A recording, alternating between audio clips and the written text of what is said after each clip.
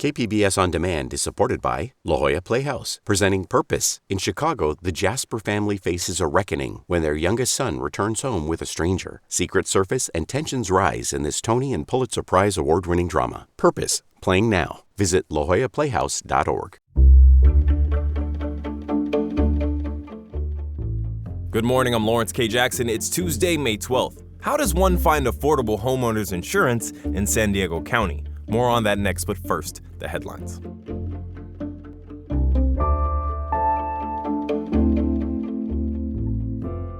San Diego Unified employees who were warned of layoffs are now being offered new positions in the district. In March, the school district told 69 staff members that they could lose their jobs at the end of the school year. But this week, the district says all of them have been offered a chance to fill upcoming vacancies. The district says it's reached agreements with 3 unions representing classified employees. Classified positions include school secretaries, clerks, and teachers' aides. A heads up for any residents traveling along Interstate 805 or Chula Vista's Telegraph Canyon Road. State officials say that a portion of Telegraph Canyon Road will be closed for construction each night at 10:30 in the evening and end at 5 a.m. Construction will conclude on Thursday. Caltrans is closing the east and westbound lanes of Telegraph Canyon Road, spanning from Nacion Avenue through Hallecrest Drive. The work is part of the Bridge Safety and Sound Walls project, which places noise-dampening barriers along the route. Construction is expected to be completed by late 2026. An extreme heat warning was lifted last night, and now things are expected to cool down just a bit over the next few days. Forecasters say that May gray is among us, with some foggy conditions expected. This morning will bring some early morning fog, gradually becoming more sunny throughout the day. Highs will land near 75 degrees and lows around 55 degrees. Overall, warmer weather is anticipated to move back in by the end of the week. From KPBS, you're listening to San Diego News Now. Stay with me for more of the local news you need.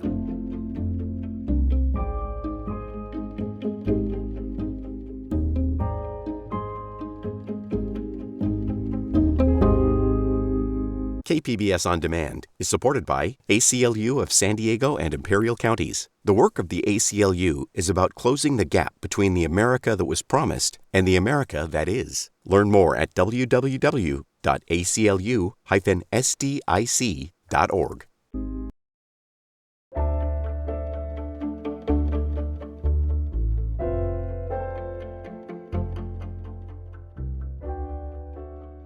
Having a home with a mortgage means having homeowners insurance. But how do you find the policy that's right for you at an affordable price? Reporter John Carroll looked into that for our series, The Price of San Diego, and shared what he found with anchor Debbie Cruz. Let's start with how best to find a policy that has the amount of coverage you need. I know you talked to 2 experts. What did they tell you about that?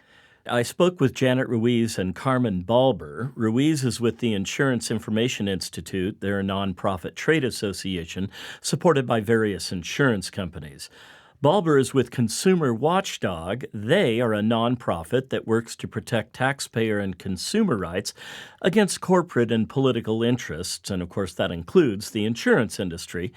Ruiz had a couple of things to say about finding the right amount of insurance. In areas like this where there's a lot of wildfire risk area, you want to be sure that you have coverage for extended replacement costs and building code upgrade if you're buying an older home. Cost is always a concern. Seems just about everything is more expensive in California. What did you learn about costs here versus elsewhere in the country?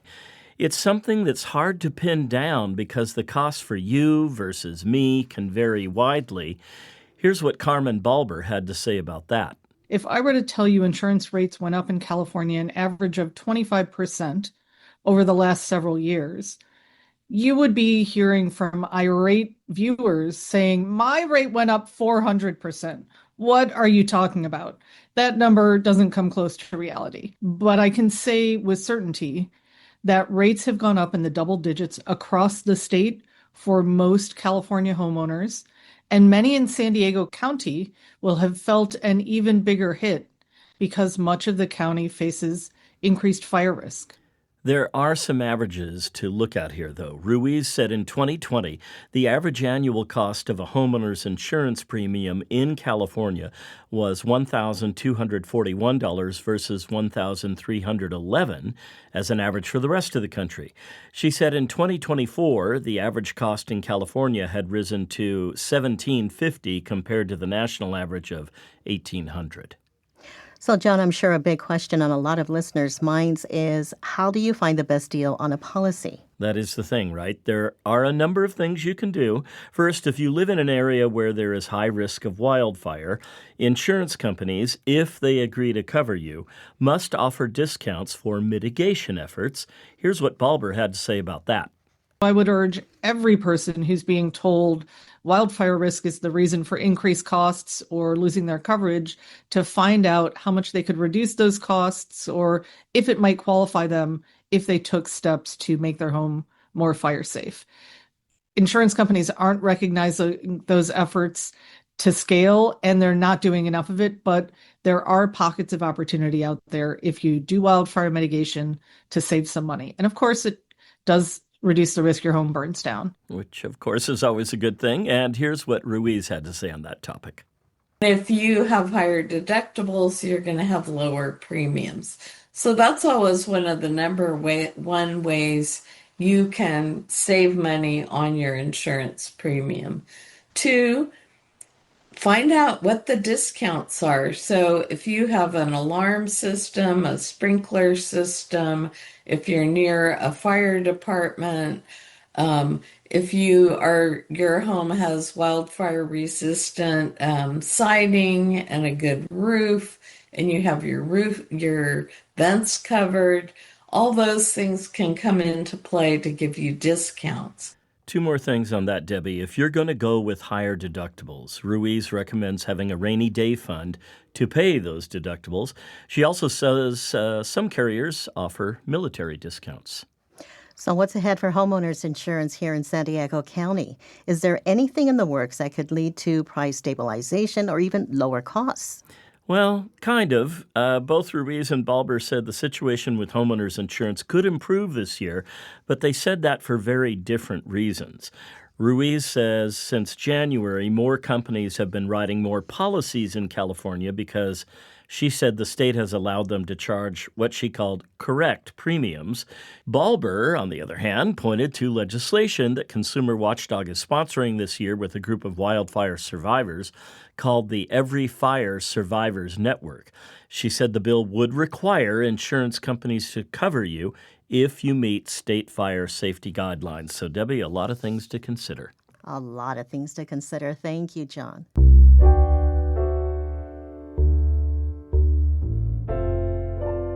Supporters of a new San Diego County sales tax increase say they have enough signatures to put the decision on the November ballot, but questions remain about where the money will go. Voice of San Diego's Scott Lewis explains for this week's edition of Why It Matters. You might have seen people gathering signatures recently promising to fix the Tijuana River sewage crisis. Their petition was for a half-cent sales tax increase for the county of San Diego.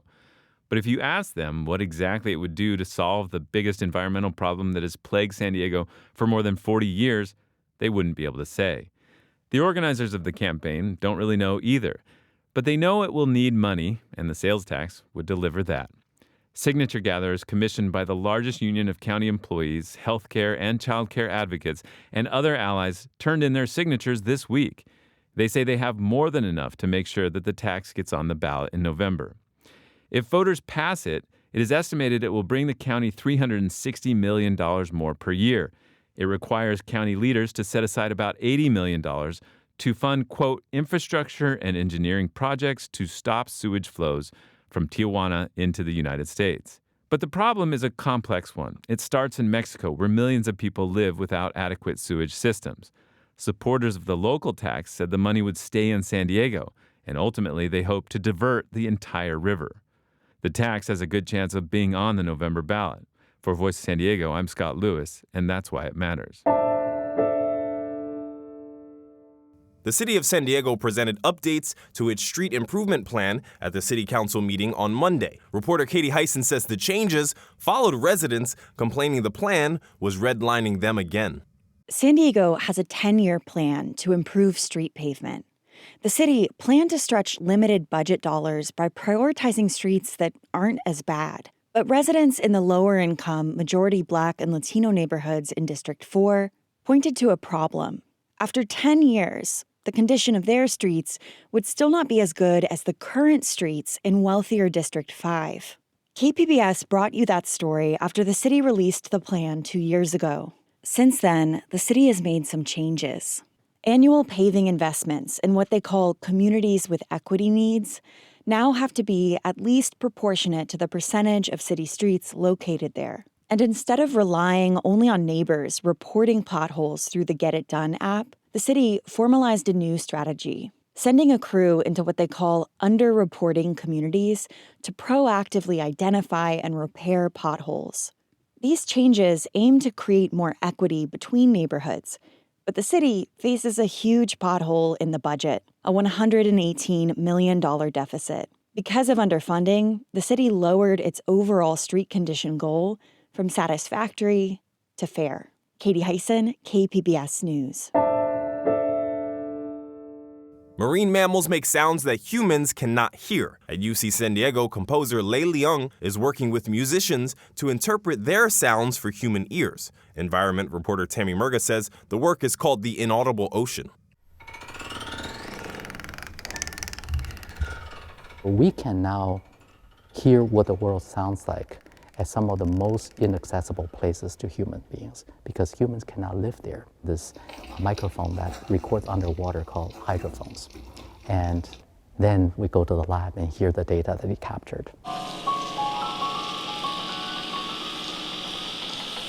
The only way we can actually hear them is to slow them down, transpose them lower so that they're brought to the human hearing range.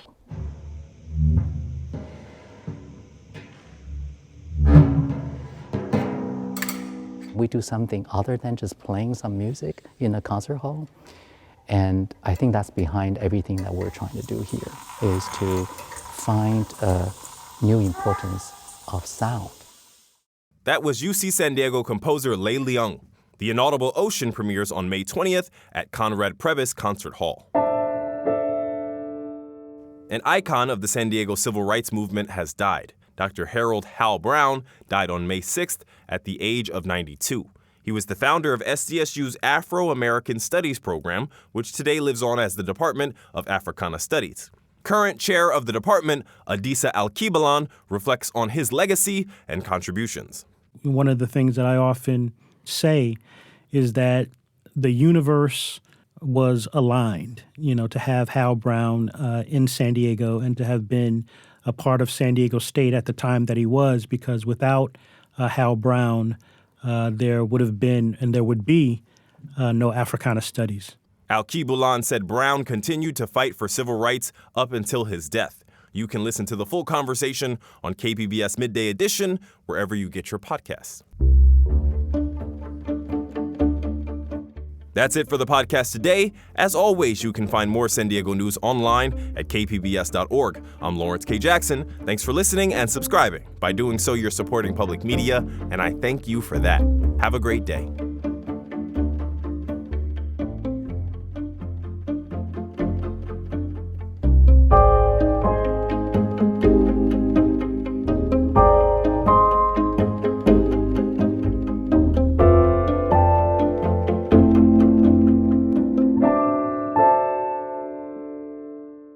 Before a producer hits record or before a journalist picks up a pen, someone like you notices something and wants to understand it. Every day, we invite you to keep asking questions like why and who and how.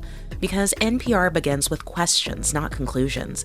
And your right to curiosity is a right worth protecting.